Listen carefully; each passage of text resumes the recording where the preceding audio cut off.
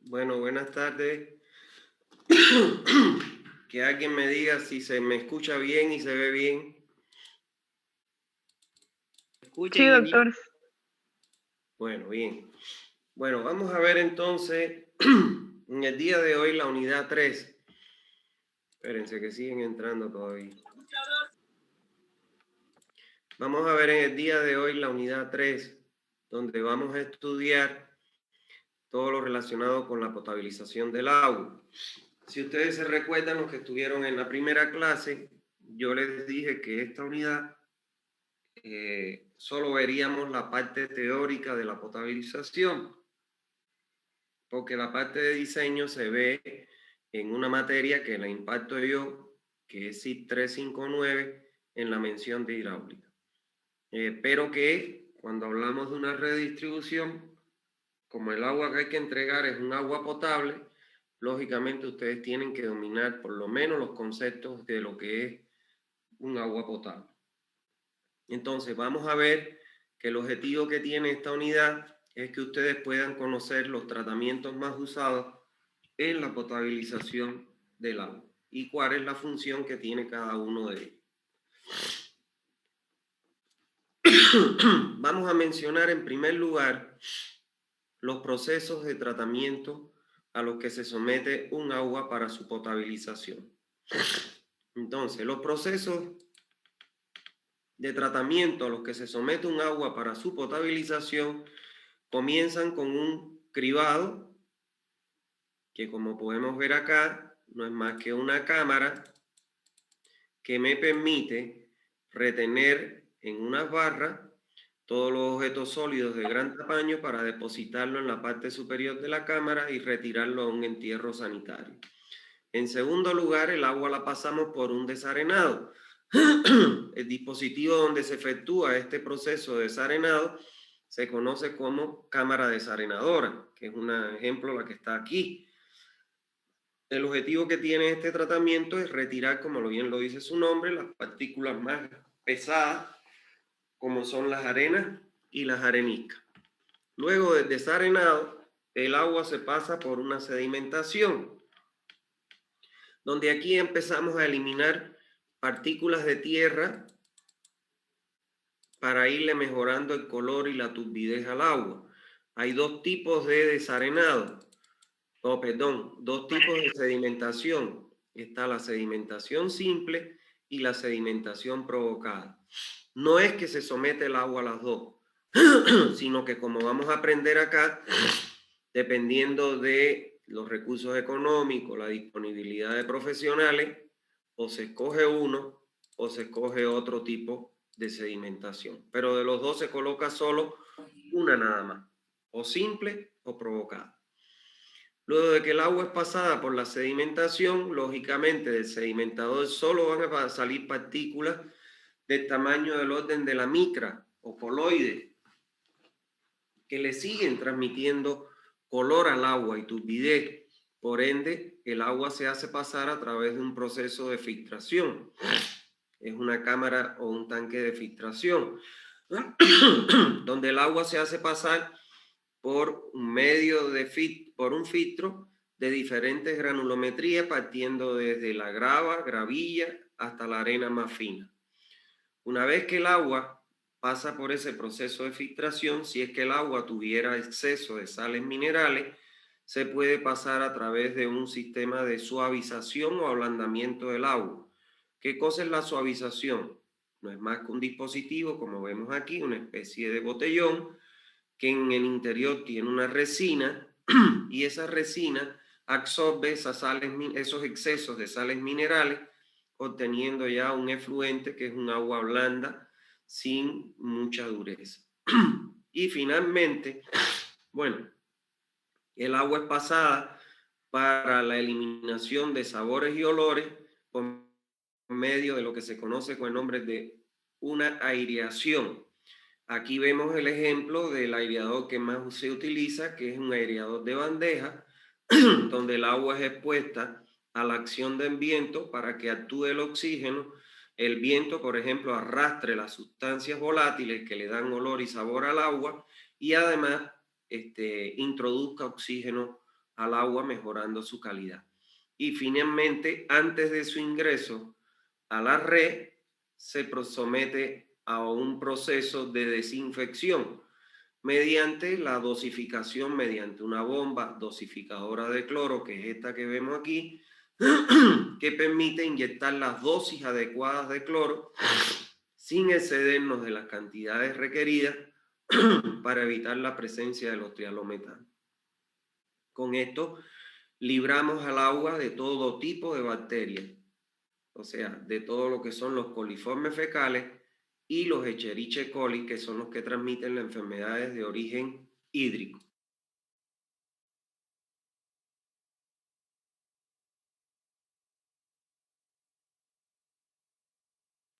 Bueno, esos son los 8 procesos a los que se puede someter el agua para su tratamiento y potabilización. Bien, vamos a ver ahora un video donde precisamente nos explica la necesidad de pasar el agua por estos 8 procesos debido, lógicamente, a lo expuestos que están a la contaminación estos líquidos en el medio ambiente. Entonces, vamos a ver este video, disfrútenlo y ven. ¿Llega el agua potable a nuestros hogares? 3/4 partes de nuestro planeta están compuestas por agua, pero no toda esta agua es apta para nuestro consumo, y el acceso a ella, en muchos casos, es muy difícil.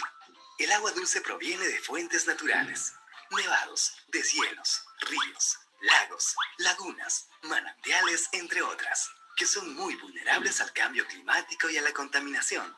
El agua dulce que proviene de fuentes superficiales, por lo general no es apta para el consumo humano, porque contiene partículas mineralizadas, desechos químicos, bacterias y otras impurezas contaminantes que pueden ocasionar severos daños a nuestra salud. Para que esta agua pueda ser tomada por nosotros de manera segura, deberá pasar por una serie de procesos en una planta de tratamiento debidamente equipada, donde un equipo de profesionales y expertos deberá analizar permanentemente el nivel de carga contaminante. Recuerda que, mientras más contaminada esté el agua, más costoso será su tratamiento. Una vez más que se precisan los elementos contaminantes, el agua pasa por etapas donde se le aplicará una serie de reactivos e insumos químicos, así como por filtros especiales. De esta manera, por fin el agua es potable y es conducida mediante una compleja red de tuberías y reservorios a nuestros hogares. SUNAS, el regulador del agua potable. Bueno, como bien lo dice ahí, el agua hoy en día ya en un gran porcentaje, diría yo más del 99%, el agua ya no es potable. Y necesariamente para evitar, como bien dice ahí, las enfermedades gastrointestinales, se hace necesario someterlas a diferentes procesos de tratamiento, que son estos que hemos visto acá. No todas las aguas, eso les quiero aclarar, no todas las aguas de la fuente requieren de estos 8 tratamientos, sino que, como bien dice ahí, mientras más contaminada esté el agua, más caro va a ser el proceso de tratamiento. ¿Por qué? Porque va a necesitar mayor cantidad de estos dispositivos. Entonces, por eso es que hay que tomar siempre el agua de la fuente, llevarla a un laboratorio de calidad del agua y ver las impurezas que tiene. Y en función a las impurezas que tiene, pues entonces se seleccionan estos equipos de tratamiento o estos procesos de tratamiento para someterla y eliminarle esas impurezas y transformarla en un agua potable.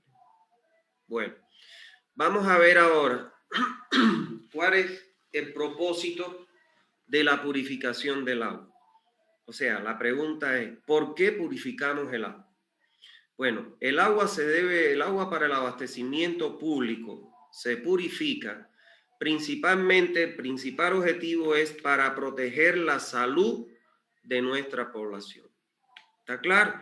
Ese es el principal propósito, proteger la salud de nuestra población contra las enfermedades de origen hídrico que ya les hemos hecho mención. Pero además,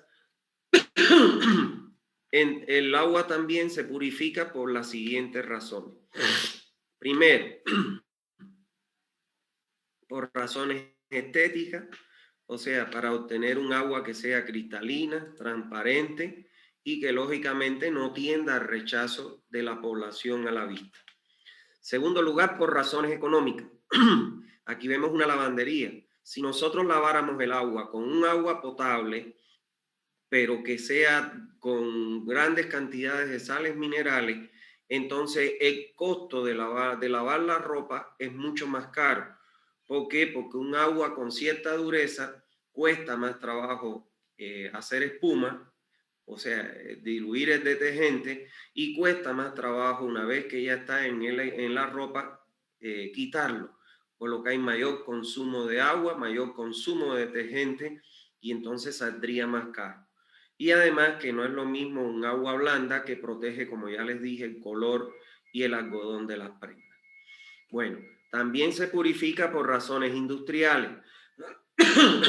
Esto, bueno, aquí hay una industria donde estamos utilizando el agua potable para lavar las frutas, verduras, hortalizas, etcétera, que van a ser consumidas por la población. Pero también está el agua que se incluye en las bebidas, tanto alcohólicas como no alcohólicas, que tienen que ser agua potable. También se purifica por razones de salud pública, ya que si nosotros ingiriéramos un agua como la que está tomando este señor, pues lógicamente corremos el riesgo de el desastre de esas enfermedades de origen hídrico. Entonces, por razones de salud pública, para proteger la salud de la población. Y por último, el agua se purifica ocasionalmente para proteger a los bañistas, por ejemplo, en una piscina. Miren, esta piscina, la coloración verdosa que tiene el agua, lo que indica que tiene mucha alga y que esa agua está contaminada. Sin embargo, no es lo mismo cuando usted ve una piscina de un color azul o celeste, bien bonito, pues entonces un agua que está tratada y que no le puede ocasionar daño. No hay nada más sucio que una piscina y no hay nada que pueda transmitir más enfermedades que una piscina. Enfermedades a la piel, enfermedades a la vista, etcétera, al oído, producto de que si nos bañamos en un lugar que no está con un sistema de recirculación o que no se pueden adquirir desde bacterias, hongos, etcétera, que pueden dañar nuestro organismo. Entonces, el propósito general de manera general, el propósito de las purificaciones se reduce a razones estéticas, económicas, industriales, de salud pública y ocasionalmente para proteger los bañistas, pero fundamentalmente para proteger la salud de la población que va a consumir esa agua que le estamos entregando a través de nuestro sistema de distribución. Bien.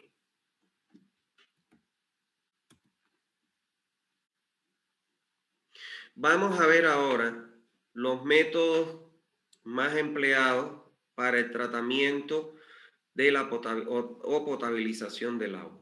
¿Cuáles son los métodos? Aquellos eran los procesos. Estos son directamente los métodos que están vinculados con los dispositivos. Los métodos de tratamiento para la potabilización del agua se pueden resumir en 4 grandes grupos.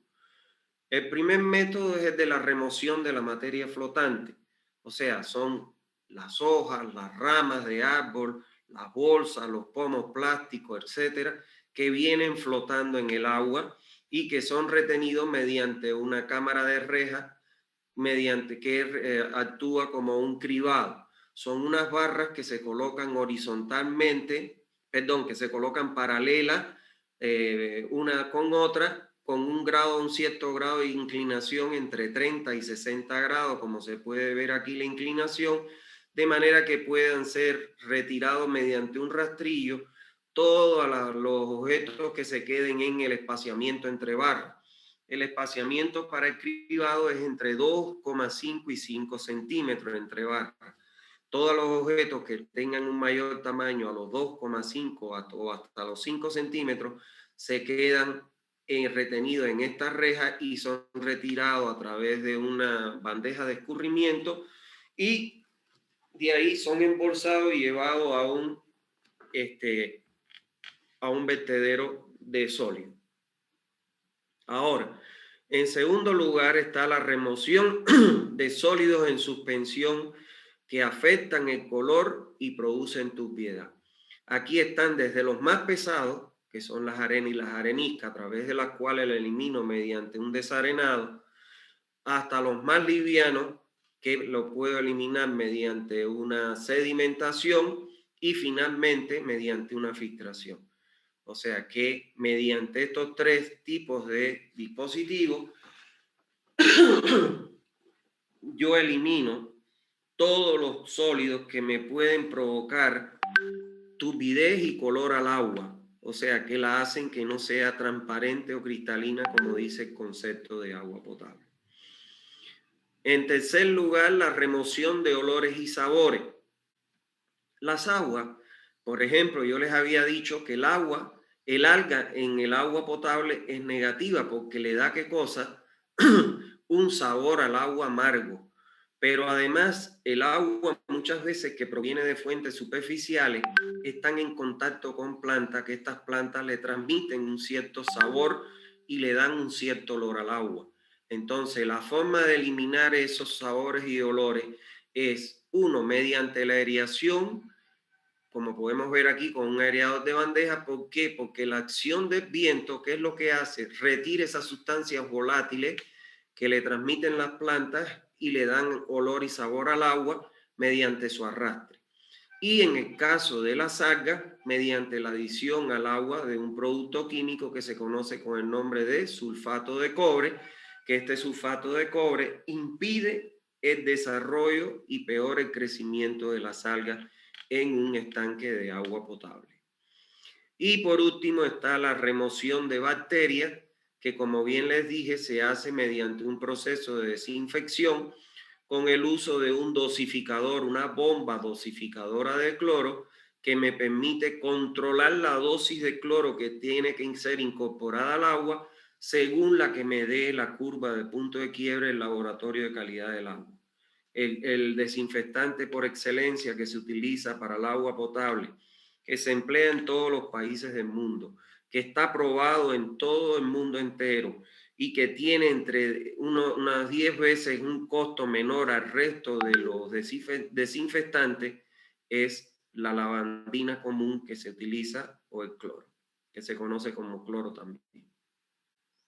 Bueno, vamos a ver ahora de manera muy sucinta una descripción de los procesos que componen una planta potabilizadora. Entonces, vamos a ver, por ejemplo, vamos a hablar en primer lugar de cribado.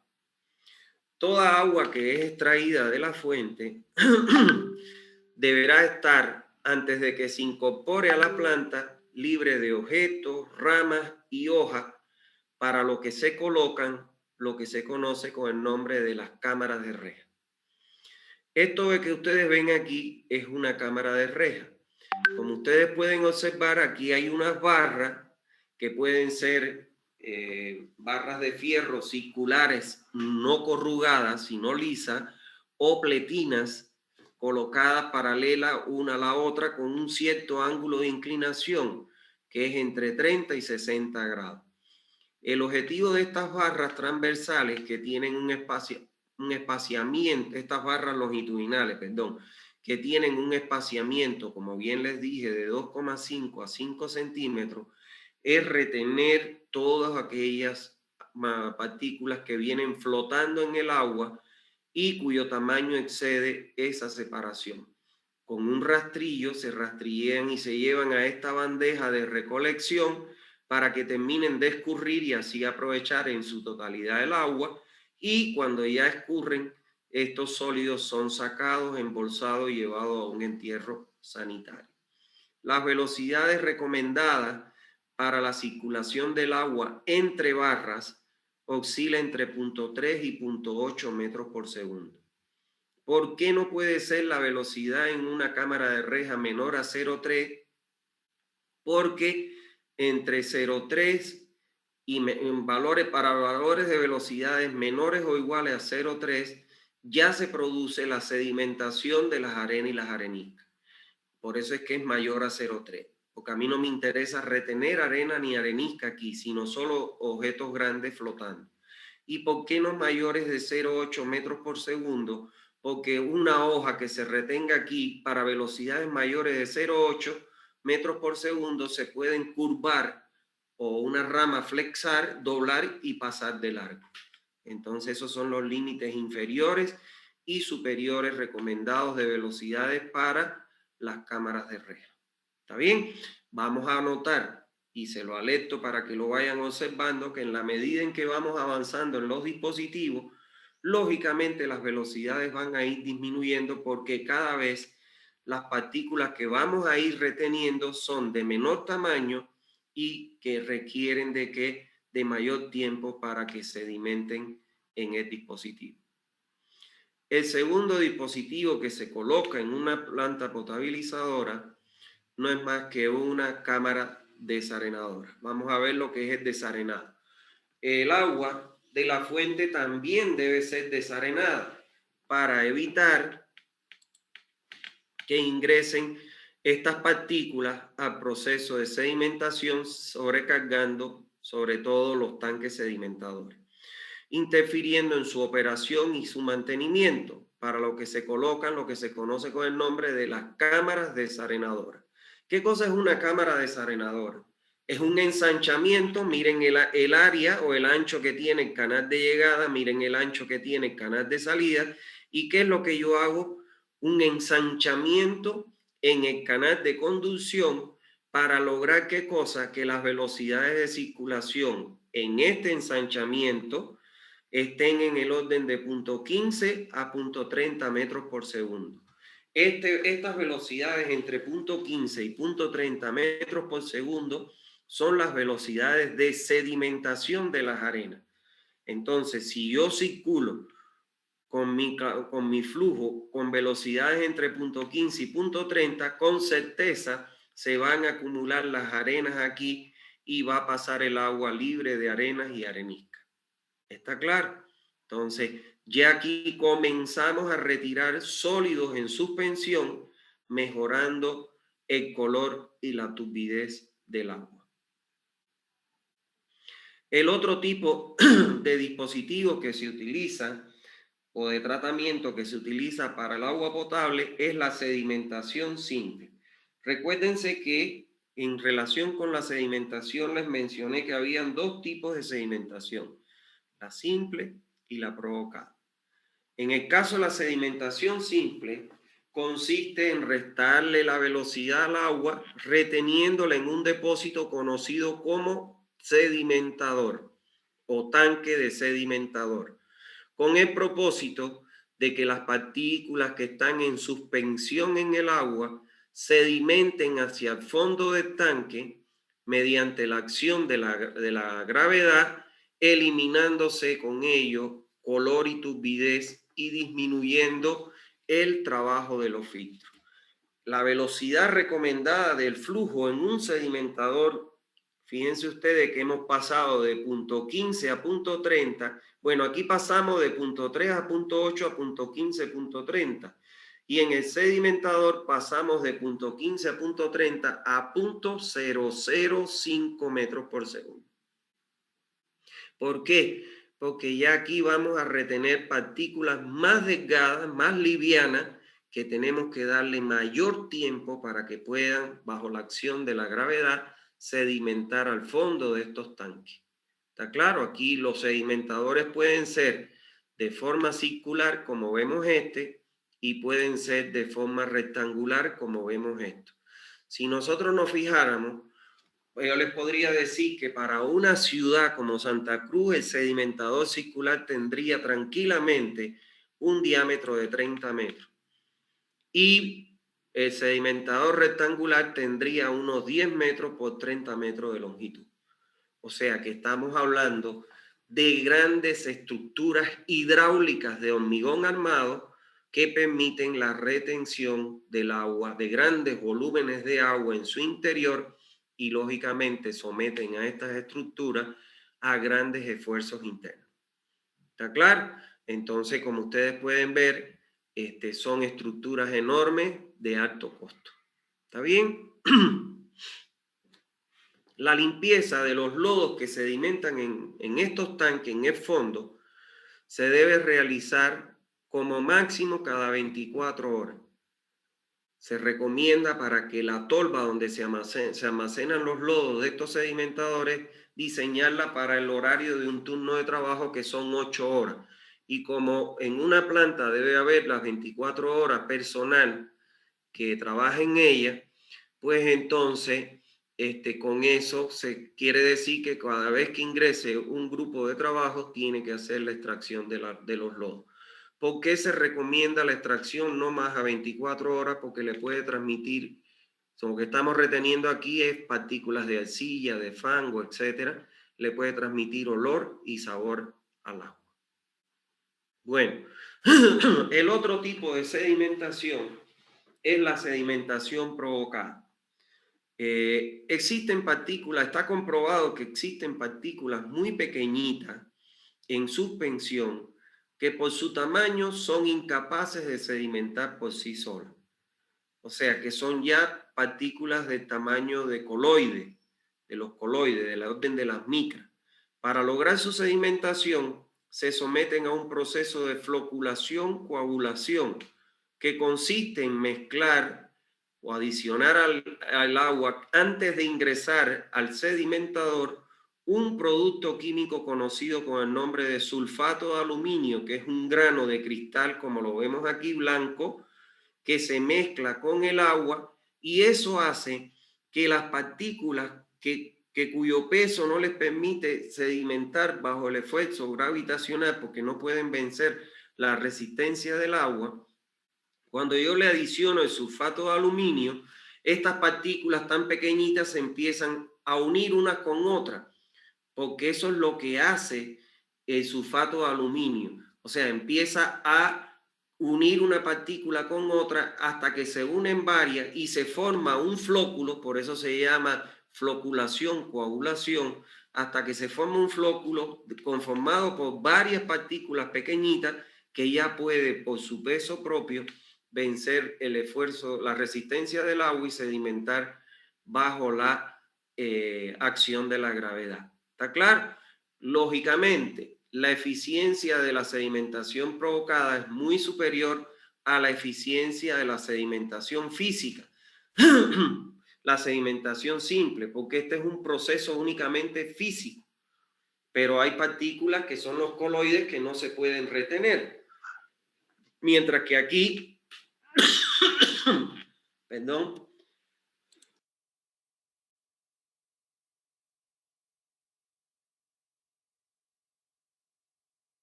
mientras que aquí es un proceso físico-químico, porque yo estoy adicionando un producto químico que me une varias pequeñitas que en una sedimentación simple no quedarían atrapadas en el sedimentador, y aquí sí quedan atrapadas.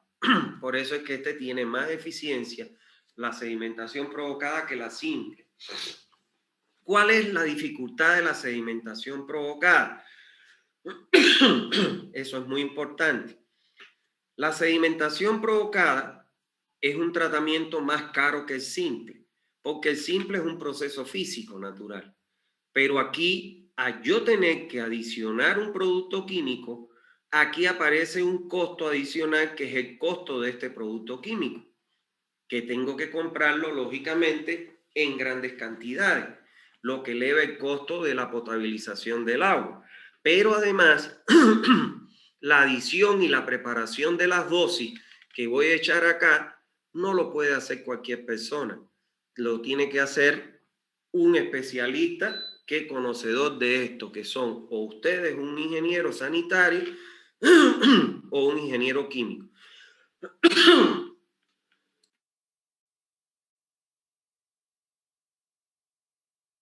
Ahora, ¿qué sucede? Que muchas veces cuando esto, por ejemplo, tengo una planta de tratamiento en una comunidad, en una pequeña comunidad o en una población rural, y no tengo el profesional, pues entonces no puedo aplicar la sedimentación provocada. O no cuento con los recursos para comprar el sulfato de aluminio, no puedo aplicar esta sedimentación provocada. Generalmente, este tipo de sedimentación provocada está asociada a la potabilización de agua de grandes ciudades o de lugares donde se cuente tanto con los recursos económicos como el personal capacitado para hacerlo. ¿Está bien?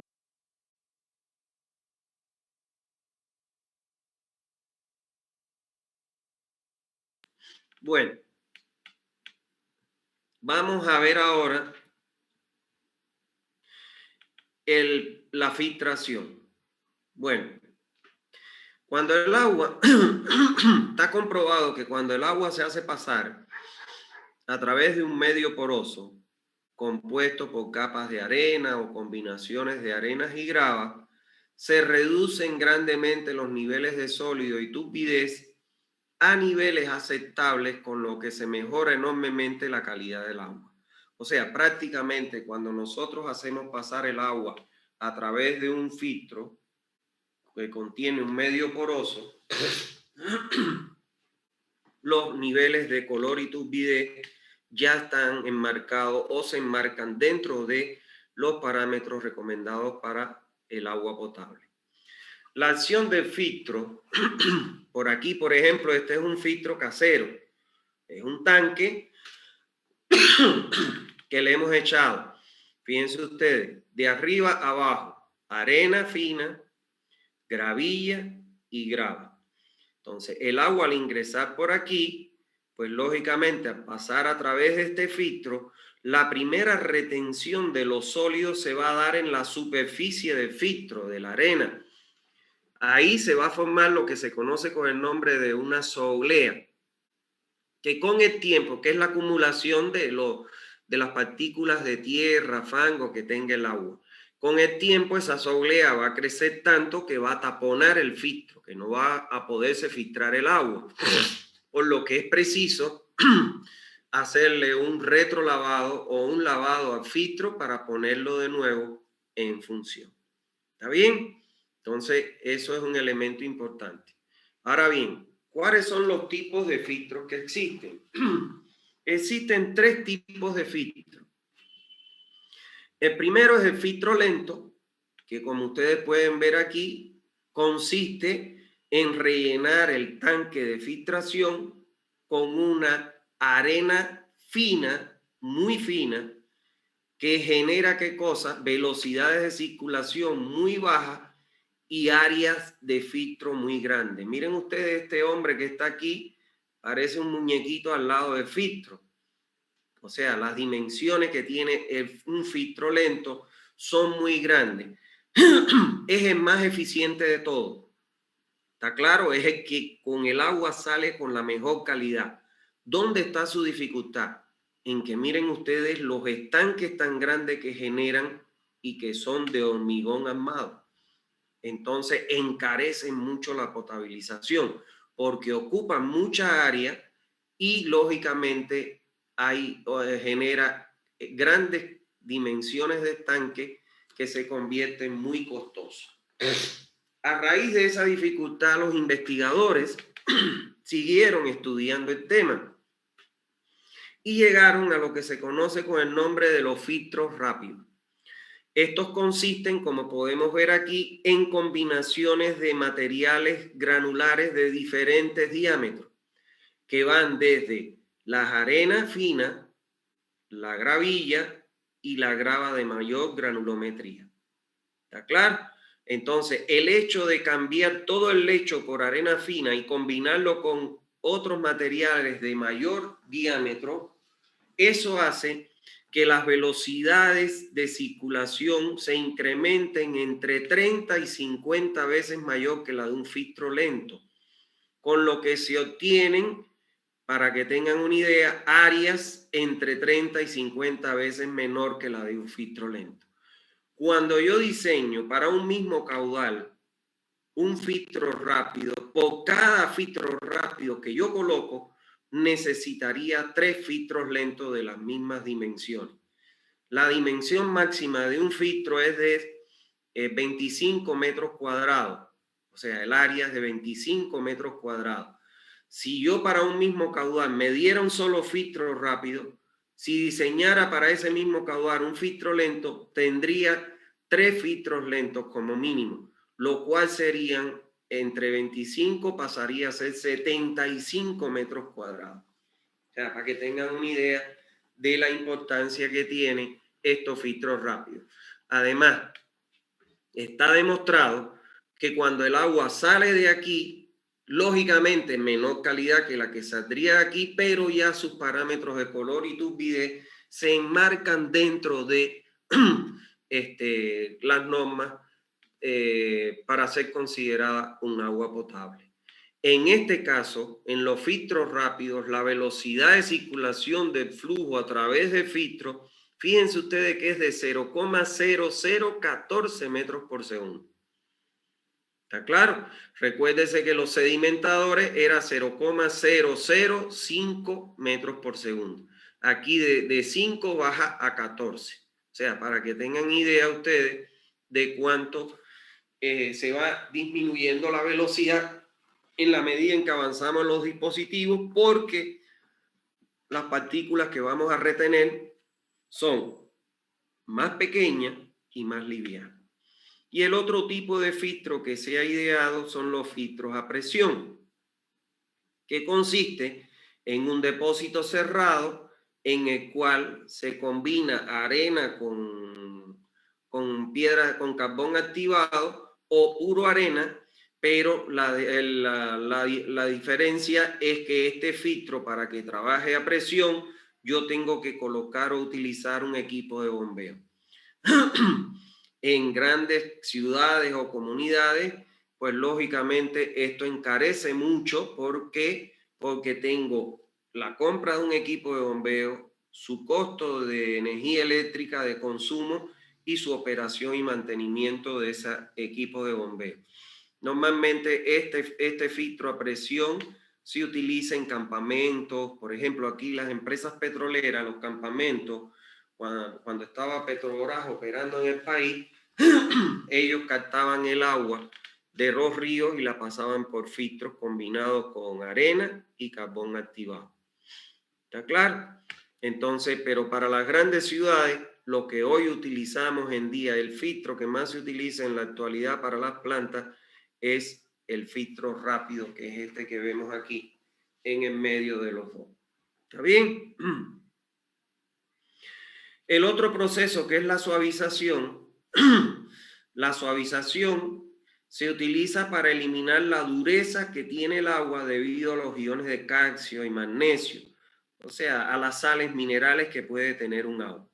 El agua que más riesgo se corre que tenga dureza son las aguas de acuífero. ¿Por qué? Porque al estar almacenada en estratos rocosos en el subsuelo, entonces esos estratos rocosos le introducen grandes cantidades de sales minerales y es lo que le da la dureza al agua. Para eliminar esa dureza se utilizan lo que se conoce con el nombre de los ablandadores, que son unos botellones como este que vemos aquí, en cuyo interior se tiene una resina, que la función de la resina, ¿cuál es? Retener todas esas sales minerales, obteniéndose un efluente que es un agua que ya disminuye, o sea, se le disminuye en grandes cantidades esas sales minerales y con ello la dureza del agua. Este tanque negro que vemos aquí, este tanque negro aquí contiene una salmuera, o sea, una mezcla de sal con agua, fíjense ustedes que este tiene un cabezal digital y usted lo programa, generalmente vamos a suponer que te dice que es para tratar 5.000 litros. Cuando pasen los 5.000 litros, él automáticamente hace recircular a la inversa, toma el agua de la salmuera, la pasa por la resina y la expulsa para afuera, o sea, para afuera del sistema. Y cuando pasa esa salmuera, ¿qué es lo que hace? Retira las sales minerales y activa la resina para el nuevo comienzo del proceso de ablandamiento. ¿Está bien? Entonces, el otro proceso es la desinfección. Todos los procesos que hemos visto anteriormente, si ustedes se dan cuenta, en ninguno hemos mencionado que se elimina o que está concebido para eliminar ni los coliformes fecales ni los Escherichia coli. En otras palabras, ninguno ha sido diseñado para eliminar bacterias. Es por ello que para eliminar las bacterias que puedan tener en el agua, se utiliza la desinfección. Entonces, para lograr esto último, es preciso someter el agua a un proceso de desinfección para eliminar todo tipo de bacterias, especialmente las patógenas, los coliformes fecales y los Escherichia coli. Existen 3 grandes métodos para la desinfección. Está la dosificación de cloro, que es el que más se utiliza en las plantas potabilizadoras. Están los rayos ultravioleta y están la introducción de ozono, o sea, un ozonizador. Generalmente estos 2 sistemas, el dosificador de cloro, los rayos ultravioleta y el ozonizador, se utilizan para las aguas de mesa. Y aun cuando lo utilices en una planta potabilizadora, finalmente tienes que obligatoriamente adicionar cloro, claro, en menor cantidad, pero para que el agua pueda llevar un pequeño cantidad de cloro, una pequeña cantidad de cloro residual, para en caso de cualquier rotura y cualquier contaminación, esté presente esa pequeña concentración de cloro que elimine las bacterias. ¿Está claro? Por eso es que lo que más se utiliza en todas las plantas es la desinfección mediante el uso de cloro. ¿Está claro? Eso es importante que ustedes tengan. Está aprobado en todos los países del mundo. No es que los países ricos no lo utilicen, lo utilizan igual. El costo, el problema que el costo que tiene es 10 veces menor que el costo de cualquiera de estos 2 desinfectantes. ¿Está claro? Entonces, por eso lo que más se utiliza es la desinfección con cloro. Y vamos a ver, por último, qué se define como planta potabilizadora. Entonces, una planta potabilizadora, esto que estamos viendo aquí es la planta potabilizadora de Concepción. Cuando vayan a la Chiquitanía y visiten Concepción, yo les invito a que vayan a la presa y a un costadito de la presa está esta planta. Es una planta pequeña porque Concepción es una población pequeña, y que esta planta se alimenta del agua de la presa Zapocó. ¿Qué cosa es una planta potabilizadora? No es más que un espacio físico que, como ustedes pueden ver aquí, existe una cerca perimetral. Es un espacio físico que se protege con una cerca perimetral para que no pueda ingresar nadie a la planta, en donde se colocan un conjunto de dispositivos de tratamiento de manera tal que finalmente el agua tratada sea almacenada en un tanque para su entrega a la población, en donde se somete el agua a 2 tipos de procesos, físico y químico.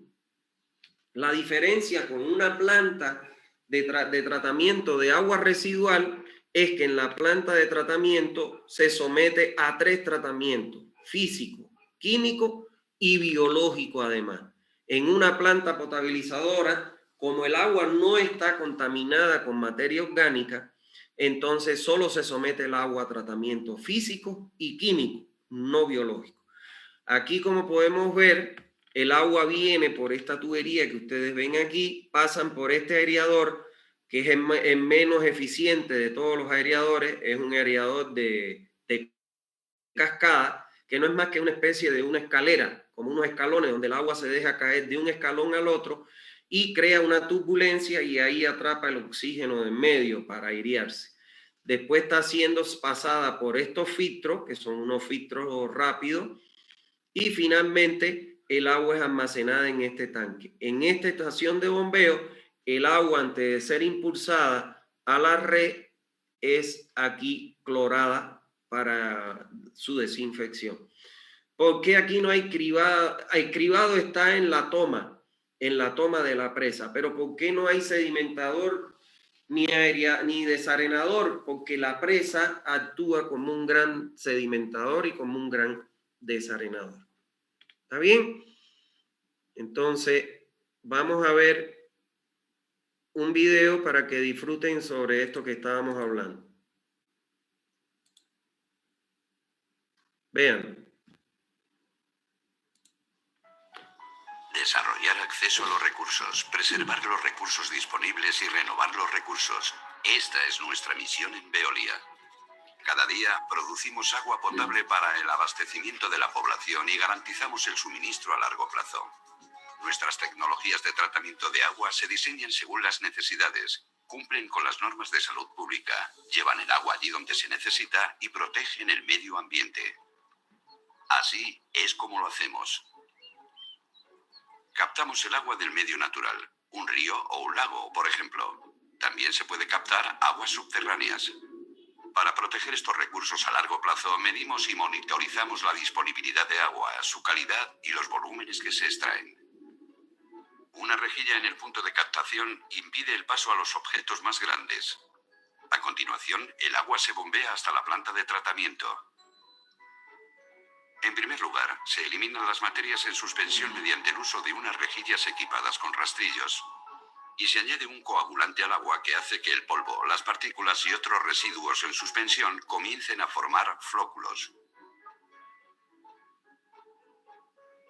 Por el efecto de la gravedad, estos flóculos se depositan en el fondo del decantador y a continuación se eliminan. El agua decantada sale por la parte superior del proceso a través de unos canales. La filtración es la siguiente etapa clave de esta primera fase. Una o varias capas de arena retienen las materias más finas. En algunos casos se puede usar sistemas de filtración por carbón activo o membranas. A continuación se desinfecta el agua con ozono, un gas que inactiva virus y bacterias. Esta desinfección también se puede hacer con cloro o luz ultravioleta. Finalmente añadimos al agua una gota de cloro por cada volumen equivalente a 5 bañeras de agua para prevenir el desarrollo de microorganismos en la red de distribución. Para controlar y ajustar la calidad del agua empleamos sensores y realizamos análisis en cada etapa del tratamiento. Ahora el agua es potable, es decir, tiene una calidad requerida para el consumo humano y puede ser almacenada como paso previo a su distribución final a los consumidores.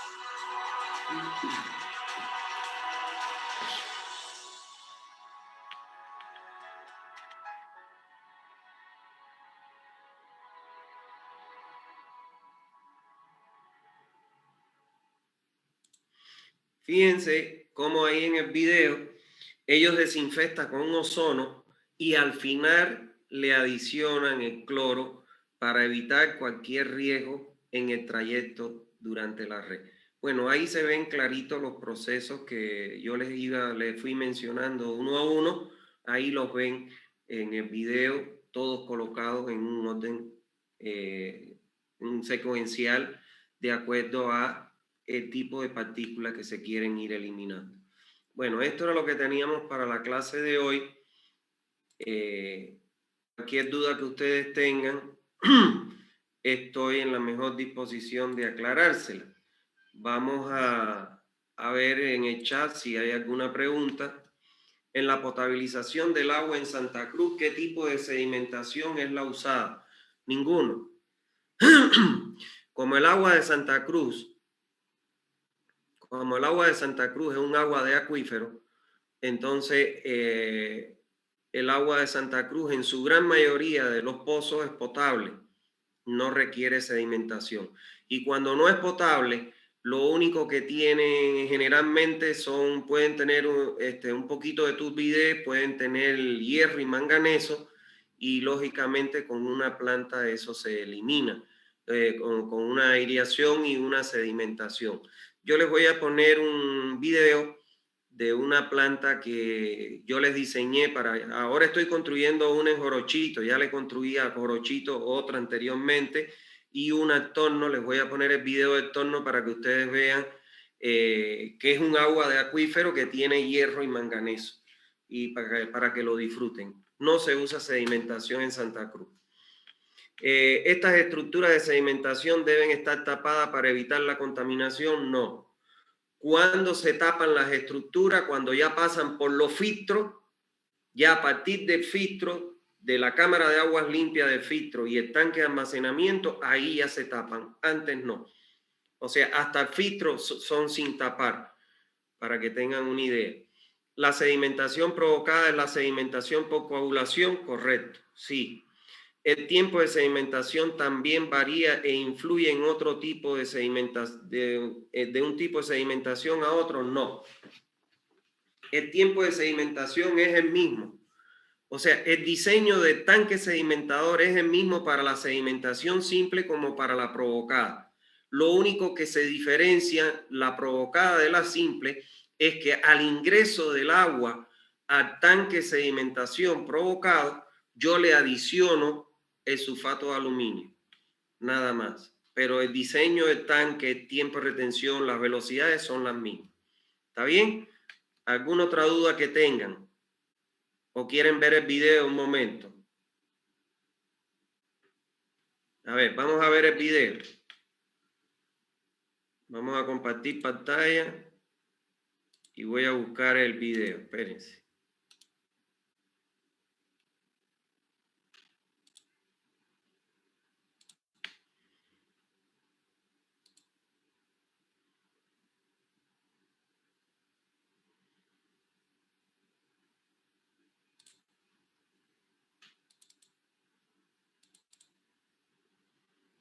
Vamos a buscar el video.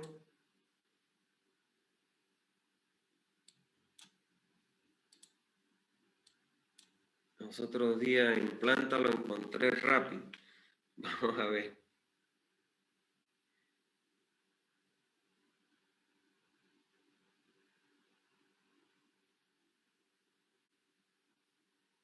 Ah, no, ya sé dónde. Mi antigua clase. Sanitaria 2.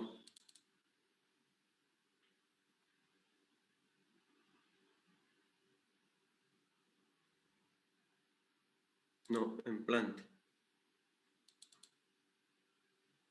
Aquí está. Miren, van a ver ahora, esta es la planta que se construyó en el torno. Van a ver el agua cómo sale colorada del pozo, es porque tiene hierro y tiene manganeso y es muy turbia. Y van a ver al final en el tanque de aguas limpias, ya cuando pasan por el tratamiento, la calidad que tiene, cómo cambia totalmente la calidad del agua. Ya se elimina el hierro, manganeso y la turbidez, o sea, el color y turbidez. Vean el video. Esa es una aireación mediante una torre de bandejas. El agua al pasar aquí, el viento arrastra. Lo que hace aquí el viento es que oxida el hierro y el manganeso. Miren el color rojo del hierro que tiene el agua. Miren la turbidez y el color rojo del agua, ¿ven? Está pasando aquí por un filtro. De aquí pasa ya del filtro a la cámara de aguas limpias y de aquí al tanque que se bombea a la red. Ya fíjense que la cámara de aguas limpias después del filtro es tapada y el tanque es tapado. Aquí se bombea la red. ¿Ven? Este es el pozo. Aquí está el pozo. Y ya, mírenlo ahí. ¿Ven? Esta fue la planta que nosotros construimos en el torno. Ahora estamos construyendo una en Jorochí. Este es el pozo. Estos son los equipos porque las pizarras de control, porque es un sistema automatizado. Cuando se tapona el filtro y empieza a subir el agua, le da la orden de que apague la bomba del pozo para que no rebalse la planta. Es muy bonito, es un sistema totalmente automatizado. Aquí sale el agua limpia del filtro y ingresa a los dos tanques. En el primero no lo vamos a ver bien porque está la turbulencia del agua, pero en el segundo ahora, cuando pasemos el segundo, van a ver la calidad que tiene el agua, la que es cristalina, transparente, todo se ve. Aquí, en este es que ahora ustedes van a ver en el del otro lado. Miren, eso está lleno de agua, miren para eso, miren. Miren el agua cristalina, de colorada y sucia como estaba, a como está ahora, que es un agua transparente y cristalina, totalmente. Entonces de aquí se bombea directo a la red. Y ahí va directo a la red para su distribución. Bueno, eso es para tener un control de los volúmenes de agua que se tratan diariamente. Entonces, como ustedes pueden ver, de un agua muy turbia, el agua que sale, que es un agua ya cristalina, transparente. El problema de las aguas que tienen hierro y manganeso es que le dan sabor a hierro, tiene un sabor a manganeso, y eso lo hace que la gente les dé arqueada, ganas de vomitar, problemas estomacales. Y además que lavas la ropa, todo lo que es blanco se pone color, si tiene mucho hierro se pone colorado, y si tiene manganeso se pone plomo. Entonces hasta los cubiertos, los inodoros, todo te lo desgracia. Entonces, en el caso de Torno no se cumplía en un 100%. En el caso de Jorochito está en un 300% por encima la concentración de hierro y manganeso en comparación con el límite máximo que establece la norma. Y estamos en construcción de la planta que bueno, yo supongo que en un mes más ya van a poder disfrutar de un agua potable, esa pobre gente que estaba consumiendo un agua que no es potable. ¿Está bien? ¿Alguna otra duda? Disculpe, doctor. Sí. Estaba viendo un poquito en el municipio de Porongo, ¿no? Allá la mayoría de los pueblos no tienen una bomba de agua, o sea, hacen una excavación, perforan un acuífero y sacan por bomba y lo distribuyen directo a la red, ¿no? Y eso se va directo a las casas. Entonces, yo preguntaba allá a las autoridades cada cuánto hacen control del agua, porque dicen que es potable, ¿no? Y efectivamente es potable, pero hay otras zonas donde el agua es fea, un sabor más amargo y tienen un color así como el que usted mostraba, ¿no? Entonces yo quería preguntarle, si en el caso de que, como allá no hay sistema de alcantarillado, hay todavía lo que es por cámaras sépticas, ¿no? Entonces, estamos en un pueblo que tiene cámaras sépticas.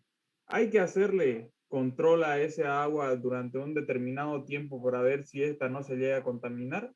¿Y cada cuánto es ese control? A ver, todas las aguas hay que hacerle control, el agua potable, porque el agua potable, hoy usted detecta una fuente que es potable y eso no es garantía de que esa fuente va a ser potable por el resto de la vida. Mañana le echan, por ejemplo, fertilizantes químicos y ya no es potable el agua.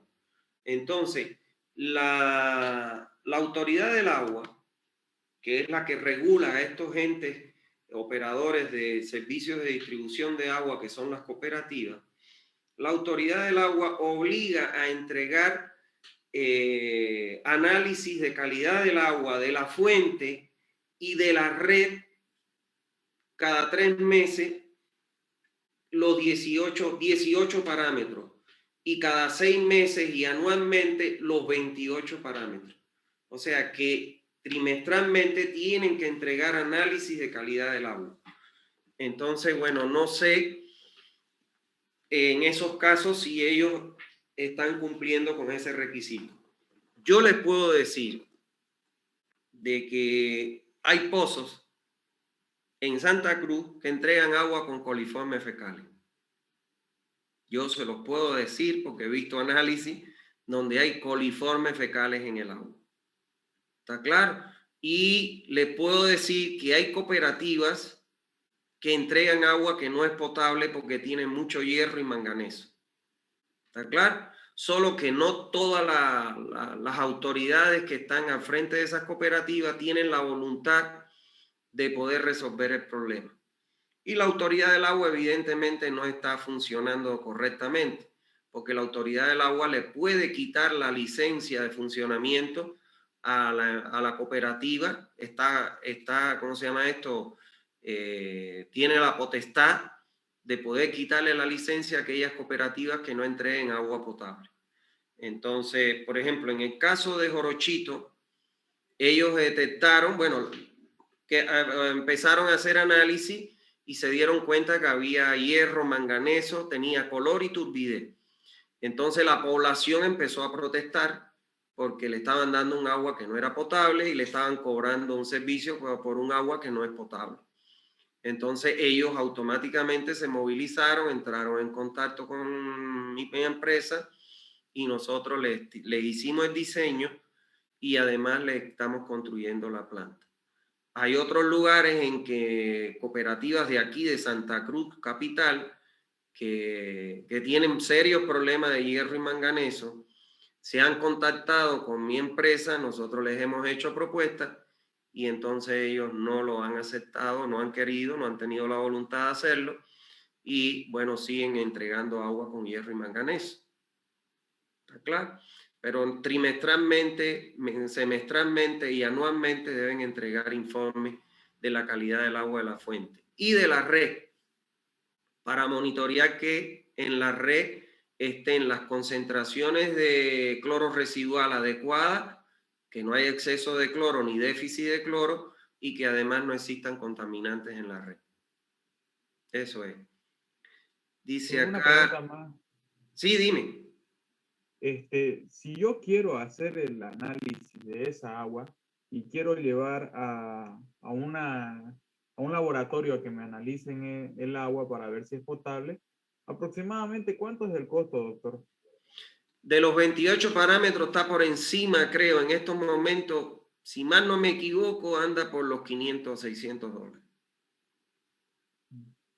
Muchísimas De los gracias. 28. Te estoy hablando de Utalac, que es la que menos cobra, ¿no? Por ser una entidad estatal.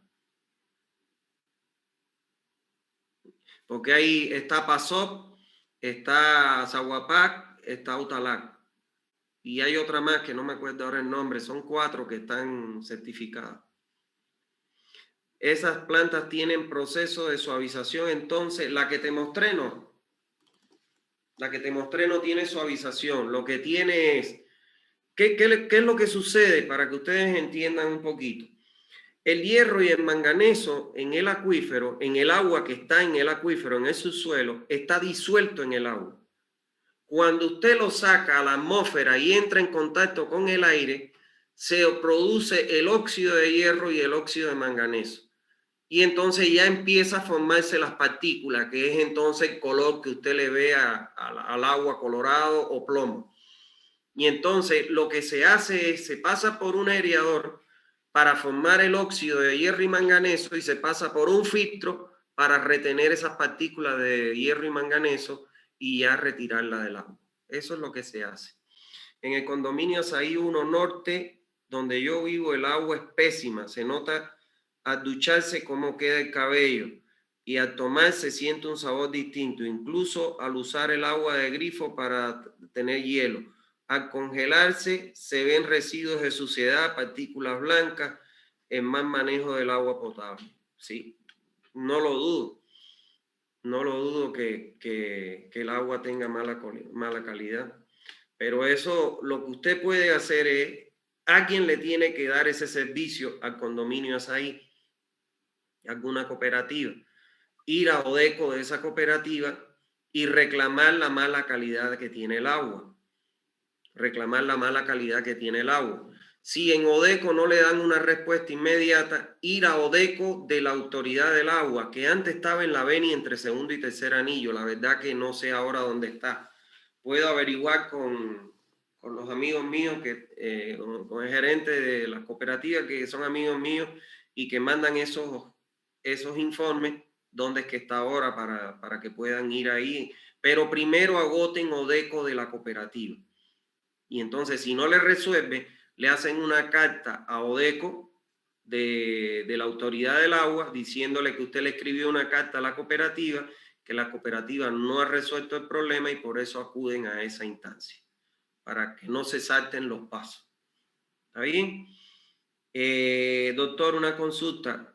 Cuando un metro cúbico de agua turbia, ¿esto se vuelve un metro cúbico de agua potable o se logra perder agua en el proceso de potabilización? No. Es un metro cúbico de agua potable. Lo que tú le retiras son impurezas que están suspendidas en el agua. Se queda un metro cúbico de agua. ¿Está bien? ¿Cuántos métodos de aireación existen? Bueno, existen 3 métodos de aireación que son los más usados. en las potabilizadoras de agua. Uno es el aireador de cascada, que es el que vimos en la planta de Concepción. Ese es el menos eficiente, porque fíjense ustedes que el objetivo de la aireación es que el agua entre en contacto a los 4 vientos con el aire. Entonces, en el aireador de cascada, como tiene un fondo y 2 paredes, solo tienen una superficie de contacto de aire. Por eso es el menos eficiente. Está el aireador de bandeja, que es ese que vimos ahí en el video, y está el aireador de surtidor, que se colocan unas pequeñas toberas que lo que hacen es que crean como una lluvia de agua, y ese es el más efectivo de todo, solo que demanda mucha área en planta y entonces hace muy costoso la planta potabilizadora porque te demanda mucha área. Entonces, el que más se utiliza es el aireador de bandeja. ¿Está bien? ¿Alguna otra duda que tenga? Disculpe, doctor, en los campamentos de petroleros, ¿se puede reactivar el carbón activado una vez ya usado? Sí. A ver, para que no conoce el carbón activado, no vayan a pensar que es el carbón con el que hacen el churrasco, ¿está bien? No es ese carbón. Es una piedra de coque o carbón activado, así se le conoce, como coque o carbón activado. Es una piedra natural de color negra, como un azabache, y que viene de diferentes granulometrías. Pasan desde polvo hasta los pequeños granos, pequeños granitos, hasta más grandecitas las piedrecitas, hasta la gravilla. El carbón activado es muy caro, ¿no? Es carísimo. Vayan a la Telchi cuando estén por el centro o por alguna, cerca de una Telchi, y pregunte cuánto le cuesta 1 kilo de carbón activado. Es caro. Ellos lo venden. La ventaja que tiene el carbón activado es que retira el olor y el sabor que tiene el agua.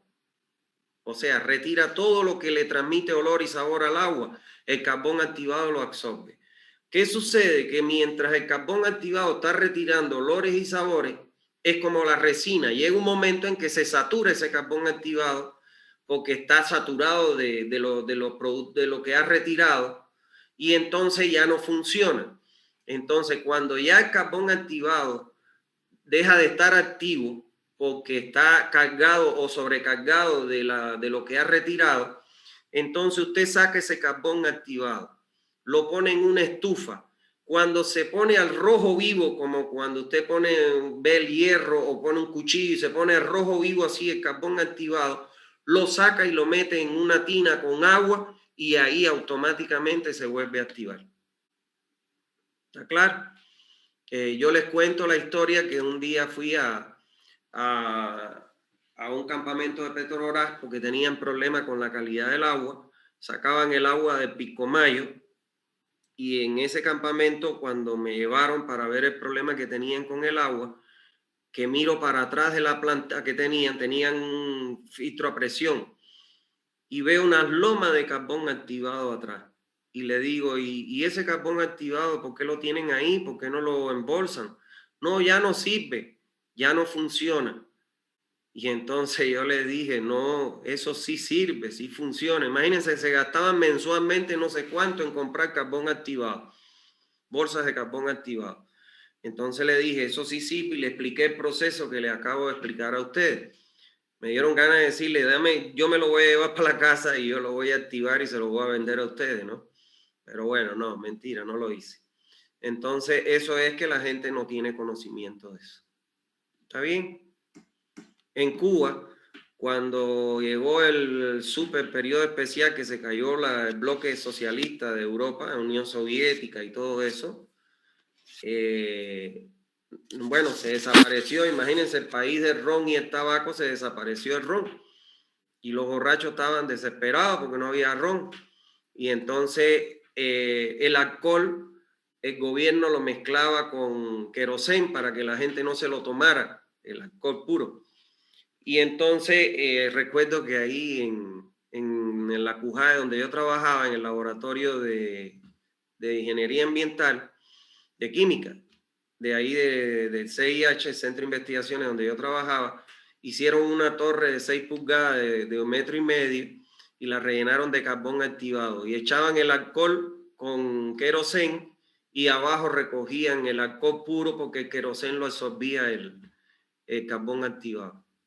Y a ese alcohol que recogían abajo le llamaban chipetrén, porque la gente se lo tomaba y se volaba en 2 patadas, ¿no? Se emborrachaba en 2 minutos. Eso, pero para que ustedes vean la importancia que tiene el carbón activado. ¿Está bien? Bueno, ¿alguna otra duda? Buenas tardes, doctor. Buenas tardes. Quería hacerle una consulta Dime. sobre los filtros, ¿no? Ajá. Usamos para potabilizar el agua. En las zonas rurales, no se cuenta mayormente en la mayoría de las zonas rurales de los campos con agua potable, con el servicio de agua potable que se debería dotar. Carece de ese tipo de agua. Entonces, ¿qué tipo de filtro yo debería implementar ahí para fomentar a las personas para que ellos no consuman un agua, digamos, dañino, digamos, que no sea dañino tanto para su salud? Ahí lo que debes hacer es, para una casa, lo que puedes hacer es, ¿no viste que te mostré un tanque? Sí, el de filtro a presión, decía, con el carbón activado. No, pero bueno, ese es caro porque ese es a nivel central. Pero para una casa tú puedes coger un tanque, le pones una gravilla y arena lo más fina que pueda y la haces pasar el agua del grifo que salga por ahí antes que pase por ahí, la almacene y esa es la que puedes tomar. Es de mucha mejor calidad. Y si le adiciona una gota de cloro es espectacular. Eso ya sería para la desinfección del agua. Sí. Pero ahí con los 28 parámetros ya no se estaría cumpliendo cuando yo utilizaría ese método de utilizando el filtro. ¿Por qué? ¿Cuántos parámetros estaría ya cumpliendo con eso, digamos? Bueno, ya eso depende de la calidad del agua, ¿no? Y ahí habría que ver qué calidad tiene tu agua, pero antes de tomar agua contaminada, cuando tú la filtras te va a salir un agua cristalina y transparente y cuando la cloras no vas a tener bacterias. Ahora ya si tiene otros componentes, como son ¿cómo se llama esto? Aluminio, cromo, o todas esas cosas, ya eso habría que ser con análisis. Una pregunta más, doctor. Sí. De esos 28 parámetros que debería cumplirse para que un agua sea potable y apto para el consumo humano, ¿cuántos de esos parámetros debería yo cumplir como mínimamente, digamos, para consumir un agua, digamos? 100%. En el caso, digamos, de la zona de las áreas rurales, de los campos, digamos. 100%. Sí o sí tiene que ser los 28 parámetros. Una población debe tomar agua potable y para que sea potable tiene que cumplir el 100% de los parámetros. Ya, eso nomás sería, doctor. Ya, amigo. ¿Alguna otra duda que tengan? Una gota de cloro, doctor, ¿para cuántos litros de agua es aproximadamente? En el libro de planta mío está. En el de plantas potabilizadoras y eso. Depende del volumen de agua, la dosis de cloro que tú le tienes, o sea, la cantidad de gotas de agua que tienes que echarle. La verdad, ahora de memoria no me acuerdo, se lo puedo buscar y decir. Está bien, entonces, gracias. ¿Ya? ¿Alguna otra pregunta? Disculpe, doctor. La arena que se utiliza en el filtro lento, ¿cada qué tiempo se debe cambiar? La arena no se cambia. O sea, la arena es para toda la vida. Lo que sí me podrías preguntar, cada qué tiempo hay que lavarla. Y no es cualquier arena que uno utiliza en esos filtros. Pensé que por ahí venía tu pregunta. No se puede usar cualquier tipo de arena. Tiene que ser arena de origen ígneo. O sea, la arena del río Piraí no sirve. ¿Por qué? Porque usted coge un poco de arena del río Piraí, coge un vaso con agua potable y estrújela dentro del agua y usted va a ver que se disuelve la arena. O sea, no es que se disuelva toda, pero suelta turbidez, suelta partículas sólidas. ¿Por qué? Porque no es de origen ígneo. La arena de origen ígneo son rocas cuárcicas, duras, que cuando usted le estruja en agua no pasa nada. Entonces la arena igual se tapona el filtro, porque ¿qué es lo que se tapona? No la arena, lo que se tapona son los espacios que quedan entre partículas de arena por donde se infiltra el agua. Entonces usted saca, la somete a un lavado en una cámara con agua limpia y ella va desprendiendo toda la suciedad. Ya cuando está el agua cristalina que sale limpia, usted la repone otra vez y la coloca en el filtro. Es cara. La arena cuárcica, por ejemplo, yo la compro y en metro cúbico sin lavar está en 1.200 bolivianos. Es cara. O sea, por eso es que la arena no la puedes botar, es igual que el carbón activado. Tú la vas lavando y la vas reponiendo. Lo que uno hace es que siempre tiene un stock. Vamos a suponer, tú tienes un stock de arena limpia. Cuando vas a hacer la limpieza, vacía el tanque, quita la capa de arriba donde está la soglea con parte de arena y repone con la arena nueva. Esa la lava y después la vuelve a embolsar para reutilizarla otra vez. Eso es. ¿Está bien? Dice acá, buenas tardes, doctor. ¿Por qué el agua de sifón y el grifo es diferente? También en las botellas y las que venden en bolsita. Porque han sido pasadas por un proceso de desmineralización. O sea, le quitan ciertas sales minerales. Entonces, por eso es que es diferente el agua. Porque no solo es que se pasan por filtros, que normalmente son filtros de microcelulosa, que son filtros del orden de la micra, sino que además la pasan por un ablandador, aunque no les retiran todas las sales minerales porque si no tuviera sabor. Entonces tienen un proceso adicional, un plus, que no lo tiene una planta de tratamiento, una planta potabilizadora de agua. Y también las pasan por rayos ultravioleta, ¿no? Ahí de los tanques de sifón, dicen. Claro, aquí ya no se usa el cloro para desinfectar, sino rayos ultravioleta, porque tú la vas a almacenar en una botella cerrada y ahí no tiene cómo contaminarse. Esa es la diferencia de una red. En una red tú la vas a meter en una red de tubería y ahí una rotura de un reventón de tubería o algo puede contaminarla. Por eso se usa el cloro como excelencia. Y en el caso del agua de mesa, como tú la vas a almacenar en un botellón o en una botella y la vas a tapar, no tiene cómo contaminarse. Si le metieras cloro, entonces el cloro se separaría del agua y tendría sabor y olor a cloro. Esa es la diferencia. Doctor, en las lagunas de oxigenación se utiliza sulfato de aluminio.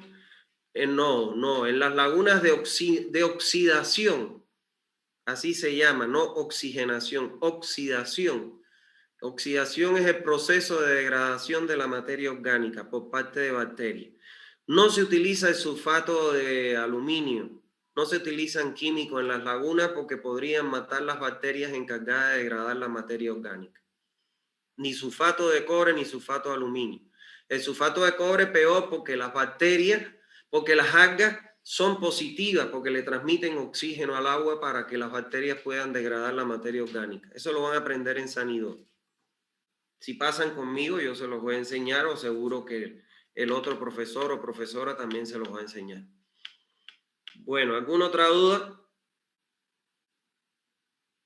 ¿Por qué vi en las botellas de agua vital tenía bichito? No recuerdo su nombre. Era color verde, como gusanito. ¿De dónde habrás sacado tú esa botella, hijo? No. A ver, el agua normalmente, o sea, en el agua, en las redes sobre todo, cuando no son extraídas los sólidos que se acumulan. Recuérdense que el agua potable tiene una concentración de sólido de hasta 1000 miligramos por litro.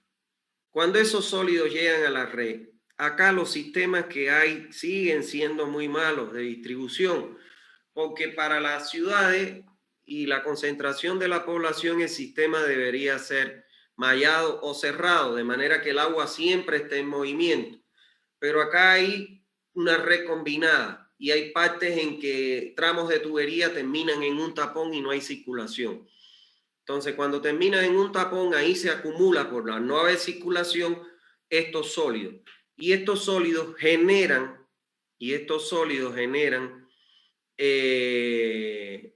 ¿cómo se llama esto? Lo que se conocen con el nombre de los nemantelmitos, que son unos gusanitos transparentes que circulan en el agua. Cuando aparecen, para matarlo hay que echarle grandes concentraciones de cloro. No creo que tengan las aguas de botella nemantelmitos. XD era aloe vera y los bichitos eran sábila. Ah, bueno, entonces eso es otra cosa. No tiene nada que ver con el hipermarci. Imagínate tú.